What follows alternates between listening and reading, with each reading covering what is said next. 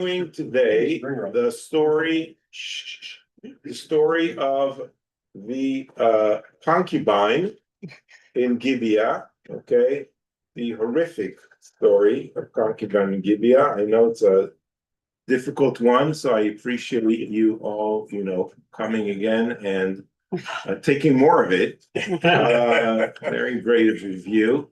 But it's an important story. We can't avoid that. It's part of our history. It's part of, it's a story that people don't really like telling, okay, because it's so horrific and it doesn't resonate so nicely with our vision of, the Bible and, religion and everything. But this is kind of like very important lessons to be learned. And we're going to talk a little bit today more about the lessons to be learned. I have a question. Yes. Where's your mother?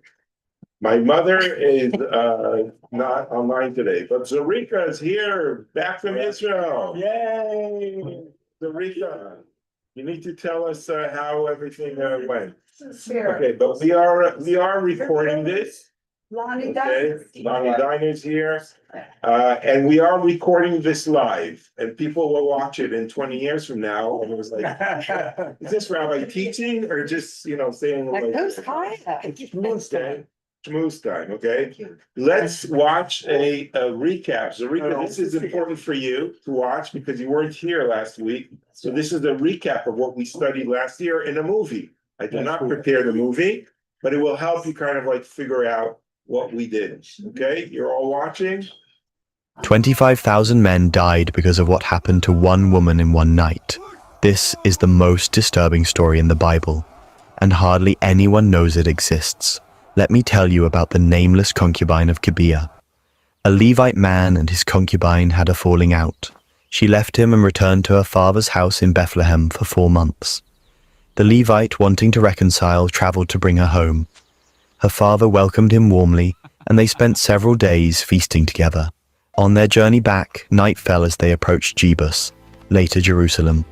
The Levite's servant suggested staying there, but the Levite refused because it was a foreign city. Instead, they pushed on to Gibeah, a town of their fellow Israelites in Benjamin's territory. Surely they'd be safe among their own people. But no one in Gibeah offered them hospitality. They sat in the town square as darkness fell. Finally, an old man, himself not from Gibeah originally, saw them and took them into his home, horrified that fellow Israelites would leave travelers in the street.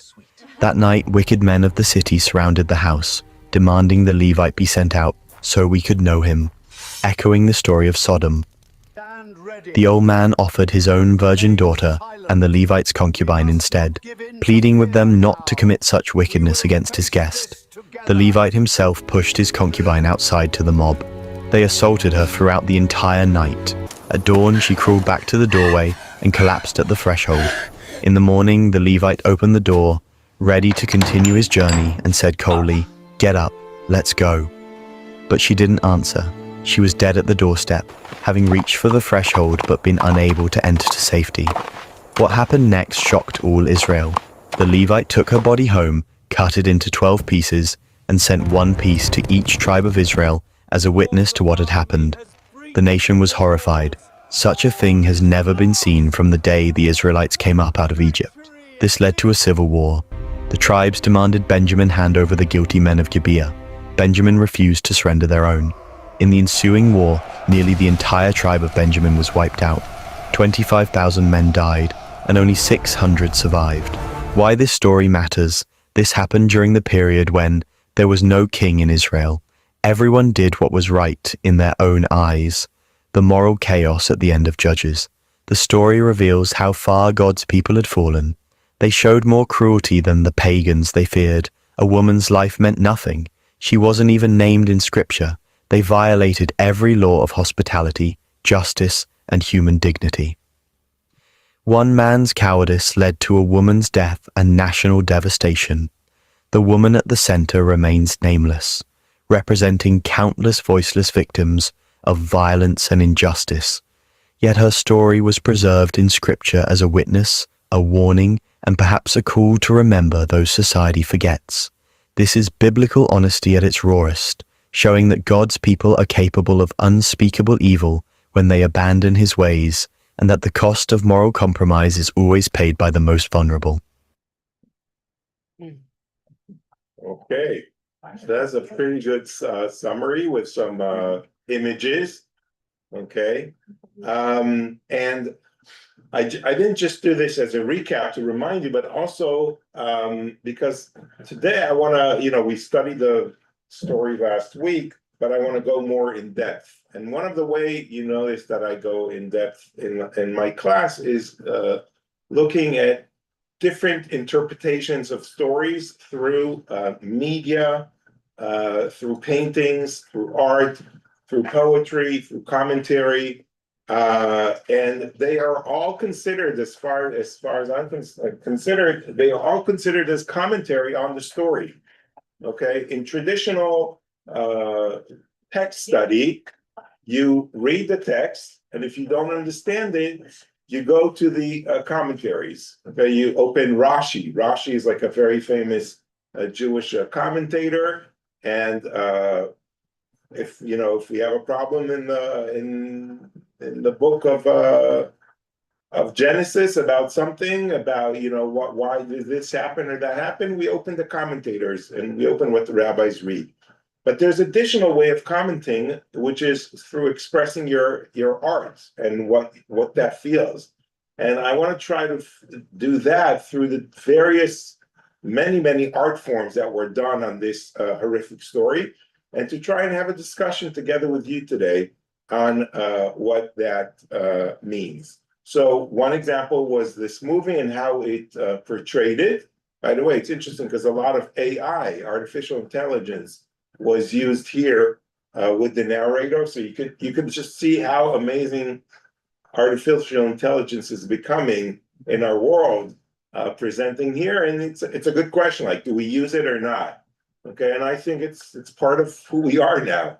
Okay, it's we're all AI now. Not using it also in our day-to-day classes, commentary, etc. would just be like kind of like avoiding reality.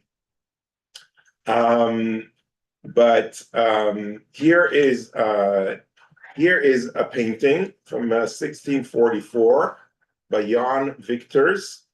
And this here first is the Levite and his concubine to receive hospitality at Gibeah. Interesting, we see a European town in the background.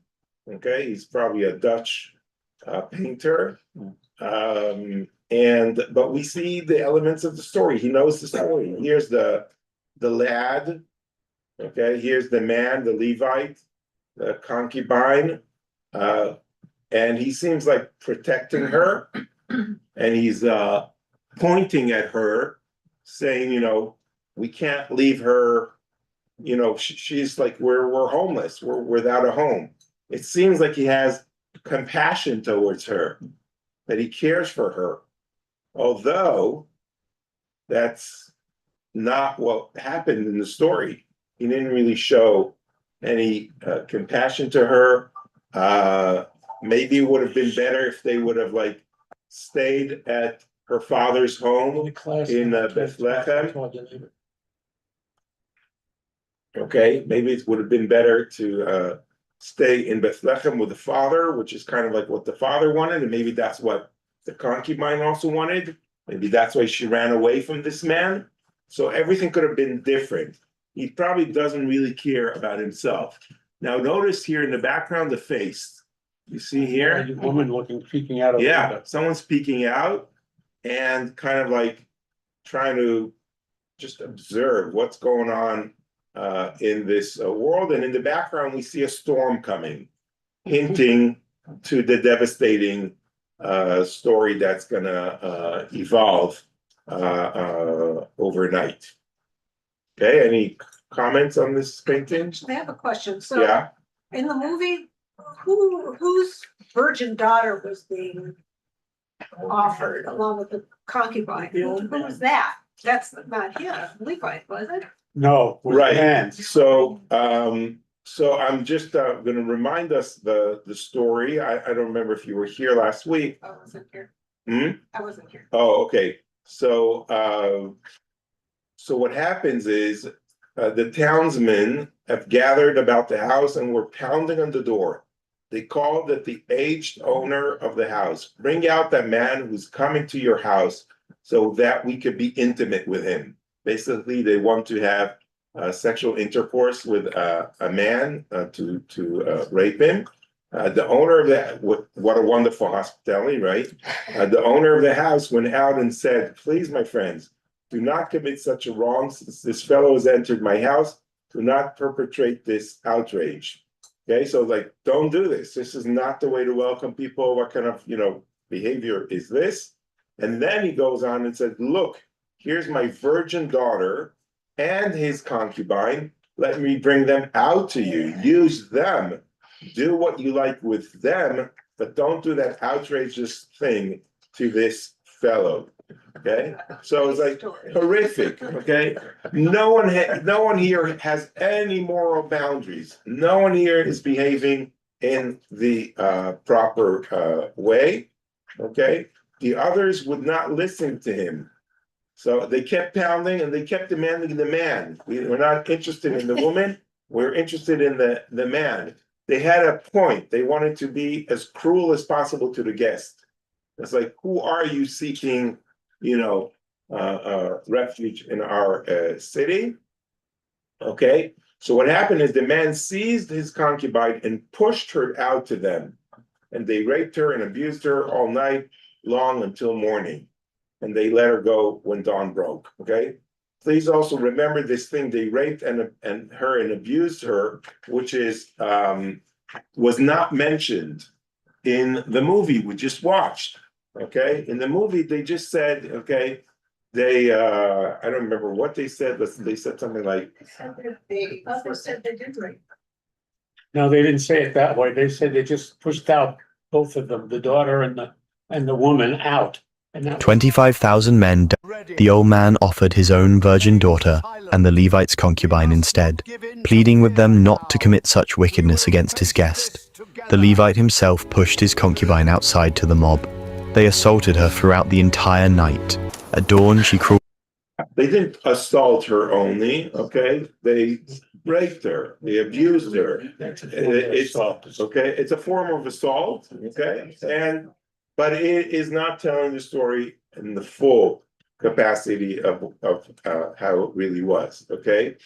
Here is another, it's interesting that painters were interested in this scene when they are in the city. So here's this man, he's supposed to be an old man, but not here in this photo. Actually, the man is older, his concubine is young. Here is the lad who's attending to them. This looks more Middle Eastern, right?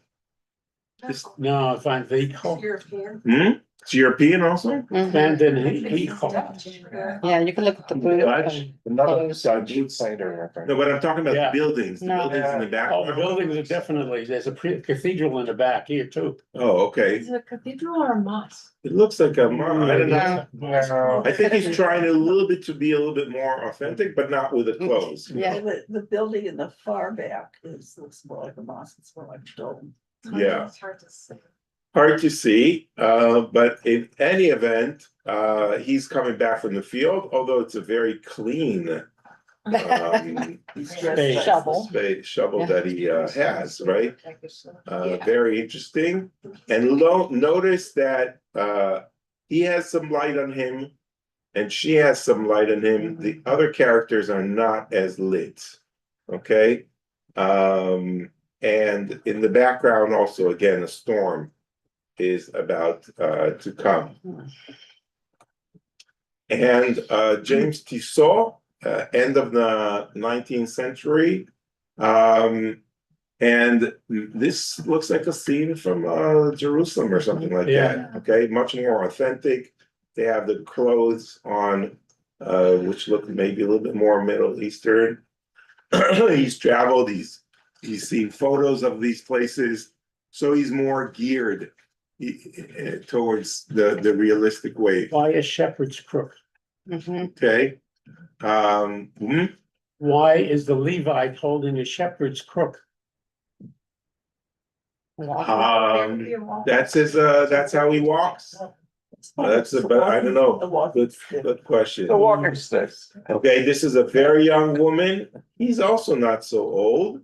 He also seems a little bit young. And all the people here are outside. Mhm. People are walking outside, no one welcoming them. Everyone's ignoring them except for this man. Peekaboo man in the background. Okay, here the old man confronts the it's not the Ephraimites, it's the Benjamites. Sorry for that I mistake. thought that was. Which was Yeah. Benjamin. Yeah, Gemini's. Benjamites. Is the implication that that whole town, city was immoral, not to, have all of these, Yeah, People this coming in entire the first town place. is immoral, just like Sodom and Gomorrah. Okay, I want to remind you, last week, I think we went over this chart last week. The story of Sodom versus the story of the concubine. Okay, very similar. If you remember in the book of Genesis, chapter 19, interesting, it's also chapter 19 in the book of Judges, where they're surrounding the house, the people of Sodom and Gomorrah, okay, asking, bring them out so we may know them, for the two guests, okay, and Lot offered his two daughters who have not known a man. Mhm. Okay, so you can have them. That's like better than raping the men. It's like, so it just kind of like shows you the moral decay of the city. And about Sodom and Gomorrah, actually, we know God says it's such an evil place, I'm going to destroy the entire place. So this is the equivalent of it. there was no one to plead for these people like they Right. did in Sodom. Exactly. And here we see the men, they're laughing, they're threatening in their way. The guy's like trying to hold the door and not let them enter. But it's very clear he doesn't, he doesn't want to mess around with them. Okay. Here is this is now it's going to become a little bit more difficult to watch these paintings. So I am warning you in that sense. Here's a very difficult one of the concubine as she is abducted. This is a modern take. I actually don't know the artist, Robin Cohn. Seems Jewish, obviously, with a name like Cohn. But you see all the hands holding her, the terror on her, the very, very disturbing visual. Okay, here's the Levite finds his concubine dead at the doorway, 1839. Obviously, she's violated, but look, he has compassion for her. It seems like he cares for her, unlike the story where I remind you, the original story is when her husband arose in the morning, he opened the doors of the house and went out to continue his journey. He forgot about her. He's like, they took her. Okay, that's it. With her hands on the threshold, get up, he said to her, let us go. But there was no reply. Okay, so he didn't try to help her. He didn't try to revive her. He didn't call a doctor. He just dumped her on the donkey and continued with his life. Like it's all about him. What happened to me? He doesn't care about the human being that is in front of him. Okay. Here is the Levite and the dead concubine. Look at the contrast where she is all white, okay, and he is all dark, okay. And the painting is like there's white on one side and darkness on the other side, but there is all that brown in between, or maybe that's blood. Okay, that kind of represents just covering the blood. I think it's just a cloth covering her. If No, that's across the body. The background. Oh, The oh, background, yeah. down in front of her, yes. Yeah, that's the remaining of her gown. That's all kind of like the only thing that's left of her dignity. Was that a knife? In his hand, yes. Forgotten. Yeah, it's probably a knife. Here is a James Tissot with her at the doorstep where he's about to pick her up. Look at this really very, very powerful moment where she is like almost dead. It's not clear if she's dead or not. By the way, we talked about that last week, where it's not clear if she's dead or not, which is even more horrific that he cut her up as she's dying. And here he picks her up. Well, how many more days did he have to travel from, Probably 3 days or something like that. What? Everyone's okay? So this is the man that went after. Yeah, this is the man that went after her. So I He think. probably had a grudge or Yeah, something yeah, like that. it was because he loved her, because he was put out, that she ran away. yes. It hurt his dignity or something Yeah. like that. Now we understand a little bit more. Mm. Okay, here's a more modern posed photograph. Not Thank you. easy to watch. This is also a more modern one, but like with a take of a painting where you kind of like see the walls of the city. Here's the man, just his feet. She was alive. She is Not alive. necessarily. Her eyes are open, doesn't mean she's alive. Yeah. Supposed to. I think. And there's even a sculpture. Okay, 1847. So you can see this was really something that occupied the minds of artists. So very interesting sculpture. I don't know how difficult it is to do a sculpture like this. You don't think that a lot of these, especially the Italians, and even maybe the Dutch, are anti-Semitic in tone?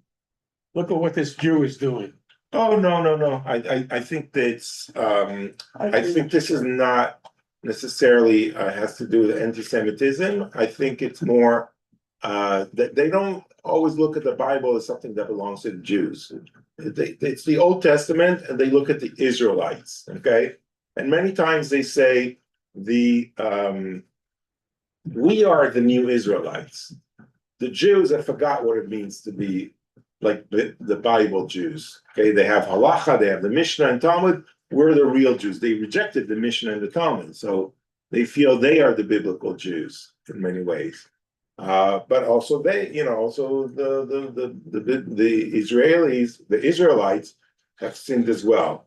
Here's a very difficult photo. Okay, it's not related to our story, but just something that I thought is interesting. A Vietnam photograph. The woman has been raped and murdered, and the men smile and pose for the photographer. This happened during the war. Okay, and it kind of like shows like when you're mocking, the people. She's probably a victim of the war or something like that. So it reminds in a way the horrific story that we went to. And here is this interesting postcard. Yes, this is in the Bible. A man's concubine had been raped and abused on life by a mob of men. And this is kind of like an artistic explanation of our story. This is a medieval manuscript of the Bible where you see here the woman and he carries her home. He's accompanied by all these people. Everyone's kind of like righteous or pointing like your fault. It's like all these people are like, they weren't in the original story and suddenly they're here, maybe like representing the guilt and the compassion that was not in the story, accusing each other. There's like each one of these people, I think, represents a different dimension of the story. And their hands are like saying, "What happened?" Yeah, like what happened, or how did this happen? Yes, exactly. Why do you treat her so? Yeah, and some that are just ignoring it also. Presumably, the church inspired all these artists. Oh, yeah, What was the church trying to say then, from its perspective? that when you don't follow God's ways, you will sin and create something as terrible as this. Okay. Okay, Gustav Dore, the Holy Bible, and he has here a rear view of the Levite carrying the body of his concubine and a donkey. He turns towards the city with his arm raised as if swearing an oath. Above him hangs a radiant white cloud illuminating the city, symbolizing his resolve and hope for vengeance. Okay, so this man, he doesn't care about his concubine, he cares about the vengeance. Just like he went after, okay, like what you said, London, right? He went after her after 4 months. He sat with his, Father-in-law. with his resentments. No, and then he went for and his father-in-law, maybe he saw that. Maybe he was like, you're angry guy, stay here with us. So he kept them for 5 days, but at the end, the Levite had his mindset. I'm taking her back home with me and she's gonna have it, okay? And then he's like, sees her as his property, doesn't relate to her as a human being. And then he pushes her away, they take her and rape her, and it's all about me. Now they took her away from me, my property, and I'm gonna avenge this, swearing his oath. This is very powerful interpretation by Gustav Dore. I really like it, because in one painting, it's like clear this man is obsessed. Yes. Question. I'm continuously looking at the choice of words. She's a concubine, not a wife. And I'm assuming, and I don't know if you've discussed this already, so Zervik, I'll talk to you later. So they're choosing that. So when I'm hearing the story, I'm actually hearing it for the first time. Yeah, you never heard the story? No. Interesting. Okay. That's the first time for me. So I'm thinking the authors of the Bible, the people who are writing, are using a model, and I read it, he's already committing a sin and she's committing a sin. And now they're involved with another group of sinners. So there's not really like a No. So let me just explain something that we discussed yesterday. There are three categories of a relationship with a man in the Bible. There's a wife, a lawful wedded wife that you marry the proper way.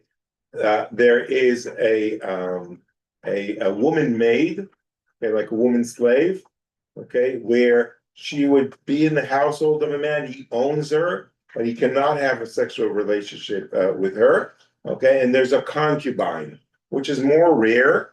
Okay, it's an additional woman that he takes. It's not a full lawful wedded wife, and we discussed it last week. She doesn't have like the rights that like the woman has. And is that legal? It is legal, yeah. I didn't realize that was legal. It is legal. Pilegish. Okay, like the word in the Hebrew is pilegish, concubine. And King David had a few concubines. 500, 700? No, not 500. Solomon. Solomon had 1,000. Yeah, That's a little bit too much. Had names. Yeah, Like, they usually don't have names. One was Absag. I think there's. Yeah, I think he was a wife. He had 18 wives, but he had many more concubines, yeah. Can you have a concubine in Israel? Like in Orthodox? Today, no. Today, it's not permissible to have that. She went back to her father's house. Was that where they were when the Benjamins came? No, Where were they? okay, so the story is that she ran away from this guy, Right. okay? She went to her house in Bethlehem, okay? I actually have a map for that. I have an answer for everything you're asking today, okay? It's a good teacher. There you go. Here's Bethlehem, here's Jerusalem, here's the Dead Sea, okay? So she runs away to Bethlehem. After 4 months, the guy comes to pick her up. Her father keeps the guy for 5 days, and he's like, I've had it. I'm leaving you with my concubine. She's mine. Okay? They go to Jerusalem, back then called Yevus, which is not occupied by Jews at that time, okay, by Israelites. And his lad said, let's stay here overnight. He's like, no, I'm not staying with foreigners. Who knows what they'll do to me? Okay, which is ironic, right? So then they go to Gibeah, which is where the arrow is here, okay, between Jerusalem and Bethel, okay? And this is with the tribe of Benjamin. Okay, this is where the Benjamites are. Bethlehem is in the hands of the Judeans, okay? Gibeah is in the hands of the Benjamites. So this is where it happens, okay? And the war that evolves afterwards, that they go out for war, emerges from here, from Bethel. And the battle goes around here in Ramah, okay? Like Camp Ramah. Ramah. Interesting summer. Israel, yeah. So that answers that question, right? Yes. Okay.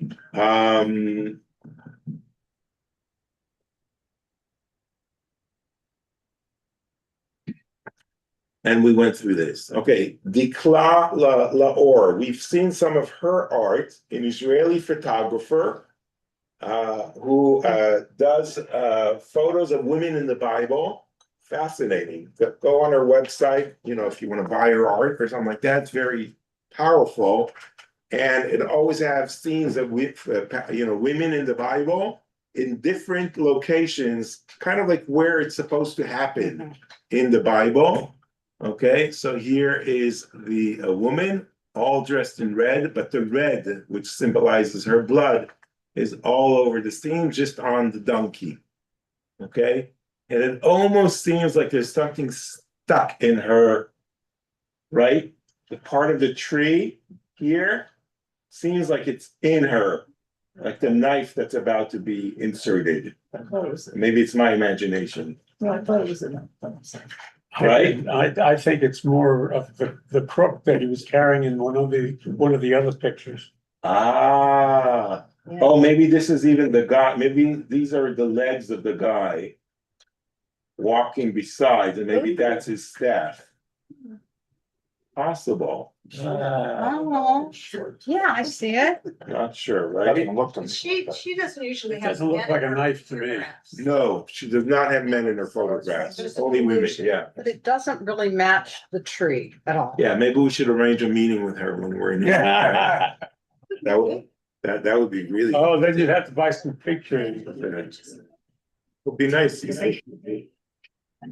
yeah. Hey. Oh, my God. Okay, now for a few photos of her.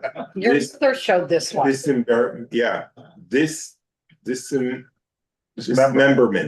Dismemberment of the concubine's body, but it's just interesting to see also, how each generation sees it. Okay, and the horrific story, and obviously there are 12 parts here, and this is the axe, but they're sending each part. They're not wrapping it up like in the movie, like nice FedEx packages. Yeah. This is like more hands-on. Here's your head. Yeah, right. And for you. Yeah, you take the head to the tribe of Judah. You take the leg to Dan. You take it to Asher. You could have an elbow. Was this Yeah. something that was usually done? Was it No. anywhere else? No. I want to remind you that at the end of the story, it says, and everyone who saw it cried out, never has such a thing happened or been seen from the day the Israelites came out of the land of Egypt to this day. Put your mind to this, take counsel, and decide. Okay, so this is meant to provoke everyone. Never has anything like this happened. Also, the rape and the hospitality that they showed the people has never happened. Okay, it happens at the time of Sodom and Gomorrah, They didn't have, and then it even, so this is like, everyone is shocked and upset even back then. Okay, the Levite divides his concubine's body into 12 pieces. This is in a manuscript, okay? Okay, and this is kind of like as he's doing it, and this is like after taking her head. It's not like she didn't have two heads. Okay, He's crazy. and the clear person here is like, everyone is kind of like shocked in this place. She does have two heads that walking away from her. Okay, James Tissot, okay, preparing to do this terrible thing. Janet Schaffner, okay, a very postmodern interpretation. I don't know who this artist is, from 1998, so very recent. I'm assuming she's still alive. The motif of the wolf seen in the paintings refers to the prophetic vision of the future that Jacob gives to each of his 12 sons before his death. In a reference to this incident, Jacob tells Benjamin that his descendants will be like predatory wolves. So before Jacob dies in Egypt, sending off, his sons, to his 12 sons, which then represent the 12 tribes, he gives a blessing to each of them. It's not really blessings, as we know. Sometimes it's like not so nice blessings. And to Benjamin, he says, your descendants will be predatory wolves.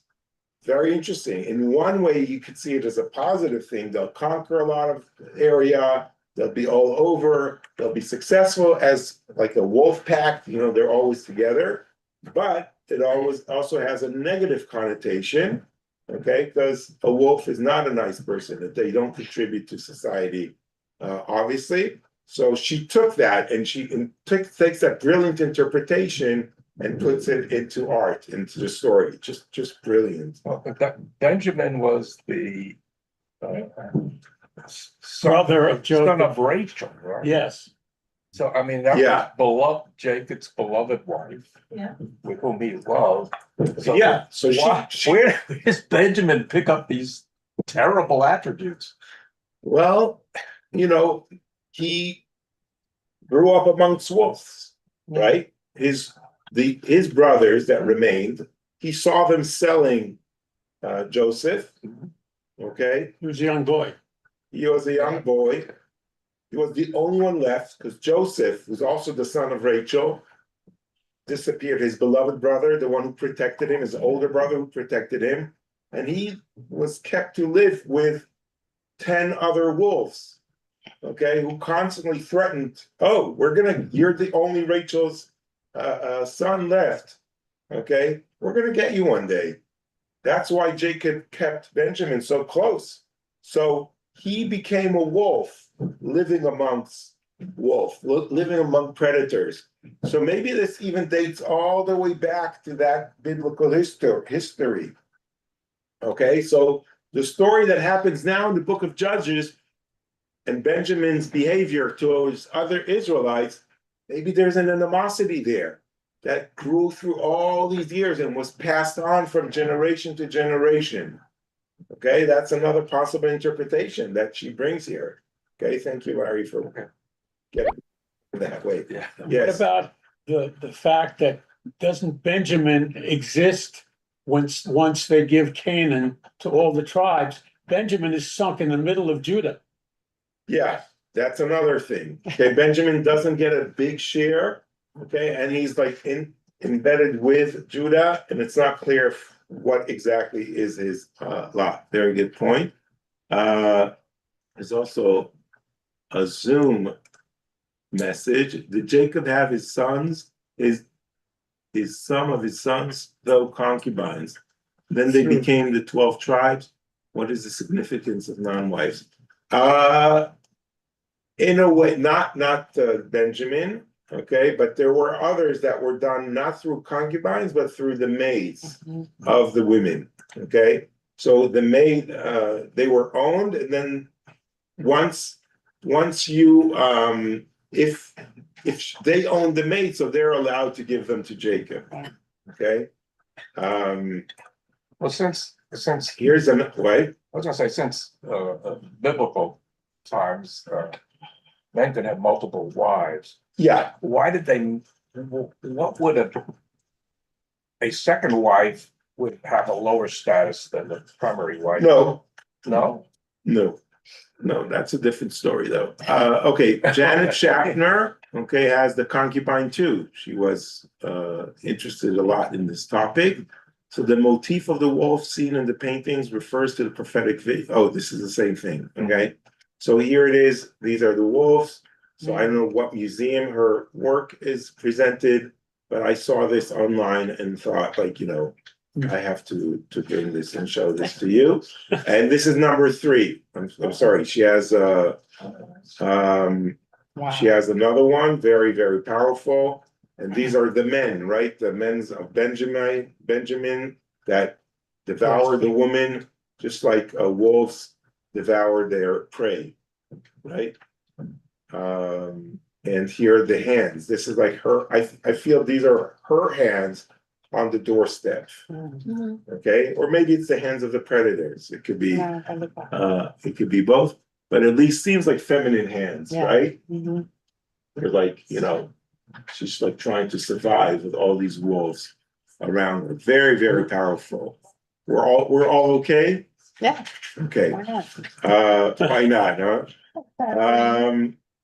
Nightmares. So here is a 6-minute. Okay, now there are 2 more videos I wanted you to see related to this, okay, which are interpretations.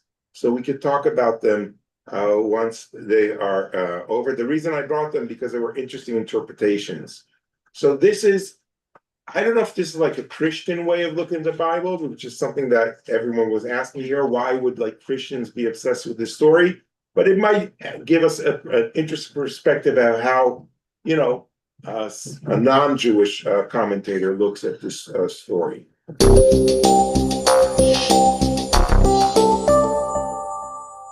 In those days, Israel had no king. Oh, I'm sorry, sir. This is, I call this. No, yeah. This is the one I was referring to. I'm sorry. This video contains distressing subject matter. You want to know one of the most messed up stories in the Bible? It's Judges 19. A man's wife, or concubine, leaves him, so he chases after her to get her back. On their travels, they are confronted by a violent mob, and the husband gives up his concubine to the mob. They have their way with her all night, leaving her half dead. And when it's all over, the husband comes out and cuts her body into 12 pieces and sends them around the country. That's messed up! This Bible story gets a lot of criticism for the way that women are treated, and particularly how the husband treats his concubine. But there's something very unique about this particular story that's incredibly rare in the Old Testament. So stick around to find out what that is. But first, what exactly are you and I supposed to learn from a story like this? For starters, the main character seems to get away with his wicked act, leaving critics to wonder if God condones such violence. Let's take a closer look. So the whole book of Judges is set in this strange and violent period of history. We're introduced to an unnamed man who has a concubine. We don't really know what that means in this story, if she's his wife or if she's forced to be with him, but her father is described as his father-in-law, so it's at least some sort of committed relationship. Now she is unfaithful and returns home, so he travels to go find her and win her back. This part of the story is really... I want to remind you, why does he say unfaithful? Because he left her. But that's a guess. No. Because the biblical, the Hebrew is vatizne acharav. Tizne is from the word being a harlot, okay? But the translation said just she left him, okay? Why did you leave him? It's not clear, okay? Wasn't it that she put salt in the food or something? Yeah, so we talked about last time, the rabbi didn't like the fact that she betrayed him, okay? So they made it more like it's all about him, it's his fault. So it's not clear what brought to this chain of events. Be strange. The father-in-law is super excited to see him and convinces him to stay and have a little dinner party. And every morning, when the man tries to leave, the father convinces him to stay. This happens again and again, back and forth, between the man trying to leave and the father convincing him to stay and party on. The man eventually takes his concubine and servants and they go on their way. After some discussion, they stop at a town called Gibeah along the way and are greeted by no one. Eventually, a mysterious man agrees to let them come and stay the night, warning them not to go out at night. And just like in the story of Sodom and Gomorrah, an angry mob surrounds the old man's house. They demand to have their way with the man who has just entered the town. So what does the owner of the house do? He offers up his own daughter and the man's concubine. That's right, not only does he offer up his own daughter to the mob, he offers up another man's wife. So what does the husband do? He grabs his concubine and throws her to the angry mob. And the story says that they abused her all night long until dawn, when she staggered to the house and fell at the door. The man eventually comes out, and I kid you not, this is all he says when he sees her lying there. Get up and we will go. It's only 2 words in Hebrew, a cold and uncaring response. When he doesn't get a response, he goes and cuts her into 12 pieces, which he sends to the 12 tribes of Israel. And do you want to know what might be one of the most messed up parts of this story, as if it could get any worse? In the original Hebrew language, it's ambiguous if she was even dead. She might have still been alive when the husband cut her up. He also lies about what happens. After the husband sent these severed body parts to the different parts of Israel, in the next chapter there's a big meeting of all the tribes about what happened. At this meeting, the unnamed man tells everyone what happened, but he changes the story. First he says the mob was trying to kill him instead of have sex with him. And look, maybe he knew what his fate would become after the mob was done. But he conveniently leaves out the part where he grabbed his concubine and threw her outside. Instead, he says they just took her. Well, this starts an all-out war. So one of the questions critics have is, does the Bible's silence on the man's actions mean that somehow it's acceptable or condoned? I think there's enough details to let you know that in this story, there are no heroes. The story highlights some of the worst parts of human nature. And that strange little episode at the start, what's all that about? Well, when the father-in-law begs the man to stay, it invites you to imagine how things could have been different if only he had stayed. From there, the mistreatment of vulnerable people highlights how bad the society of this story had become.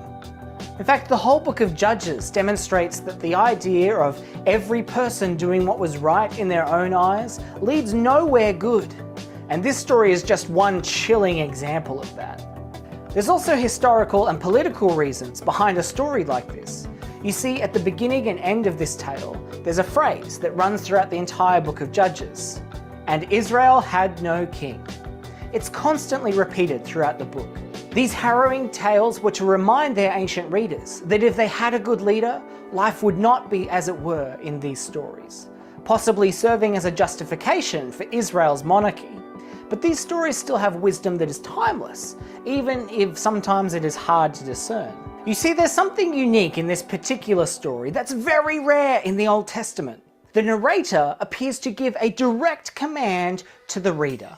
In a story, it's the narrator's job to tell you what's happening. But the Old Testament is famous for the narrator not giving the reader many details about people, motivations, and the meaning of particular stories. This lack of detail in Hebrew Bible stories leaves a lot for the imagination to fill in. It might seem frustrating because you just want to know why the characters did what they did. But this lack of detail actually allows a story to have multiple layers of meaning. But this story has a very unique exception to that rule. In the Old Testament, the narrator almost never talks directly to the reader. The last line in the original Hebrew reads in such a way that it could be directed at you, the reader. A command to consider and speak up. If it is a command to the reader, it would be one of the few times that occurs in the Old Testament. This story may invite you, the reader, to consider injustice and speak up against it.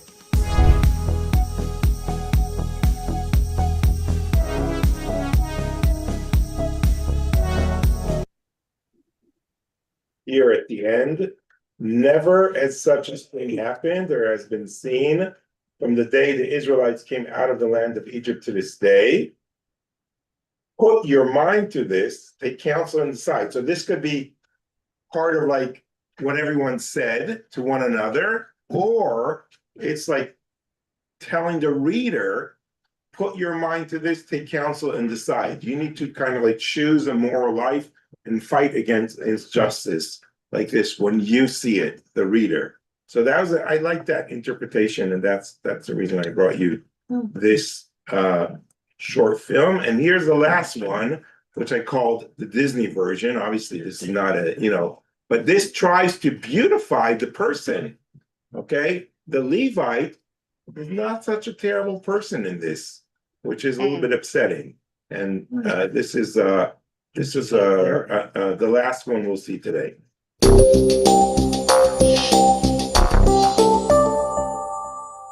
In those days, Israel had no king. Everyone did whatever they thought was right. This is not just a line, it's a warning. Because what you're about to hear is one of the darkest stories in the Bible. There was a Levite, a man from the tribe set apart to serve God. He had a concubine, a secondary wife, from Bethlehem in Judah. But their relationship broke down. She left him and returned to her father's house. After some time, the Levite decided to go after her, not to punish her, but to speak kindly and bring her back. And not to punish her, but to speak kindly and bring her back. He's such a nice guy. When he arrived, her father welcomed him warmly. In fact, he was so happy to see him that he delayed their departure again and again. For days, they ate, drank, and rested. Finally, the Levite decided it was time to leave. So it's not finally he decided to leave. It's like the original is like, I'm not staying here anymore, okay? He, his concubine, and his servant set out on their journey. As night approached, they needed a place to stay. They passed by a city called Jebus, but it was inhabited by foreigners. The Levite refused to stay there. Instead, he chose to go to Gibeah, a city belonging to the tribe of Benjamin. Surely, he thought, among his own people, they would find safety. When they arrived in Gibeah, they waited in the town square. But no one offered them a place to stay. Finally, an old man, also from another tribe, took pity on them. He invited them into his home and cared for them. It seemed like relief had finally come. But that night, everything changed. As they were settling in, a group of wicked men surrounded the house. They began pounding on the door. "Bring out the man who came into your house," they shouted, "so we can have relations with him." It was a moment of pure evil. The old man stepped outside, begging them not to do such a wicked thing. He even offered alternatives, anything to protect his guest. But the mob refused. Alternatives. Yeah, he offered alternative. This is like the Disney version, right? To listen. Then, in a desperate and tragic decision, the Levite pushed his concubine outside to them. In a desperate, tragic decision, he decided to push the concubine outside. All night long, they abused her. Until morning. At dawn, she collapsed at the door of the house, her hands reaching toward the entrance. When the Levite came out in the morning, he found her. Look how upset he is. Her there. He told her to get up. Look how compassionate he is, how sad he is. This looks like a Christian version. Yeah. But there was no answer. She was gone. The Levite took her body home. And then, in an act meant to shock the entire nation, he cut her body into 12 pieces and sent them throughout all the tribes of Israel. It was a horrifying message. And it worked. All Israel was shaken. They said, "Nothing like this has ever happened before." The tribes gathered together, demanding justice. They wanted the men of Gibeah handed over. But the tribe of Benjamin refused. Instead of delivering look at how they are portrayed. Yeah. Okay, Native. Yes, they look like Native Americans. right. This is a very messed up. Covering the guilty, they chose to defend them. And this led to something even worse, a civil war among God's people. Flags of Israel. It's like this is before the flag of Israel even existed. It's ridiculous. This story is disturbing. It's painful. And it raises hard questions. But it reveals something important when people turn away Like the Crusaders, right? Like they are the heroes. The Crusaders away from God, when there is no moral authority, when everyone does what seems right in their own eyes, even a nation chosen by God can fall into darkness.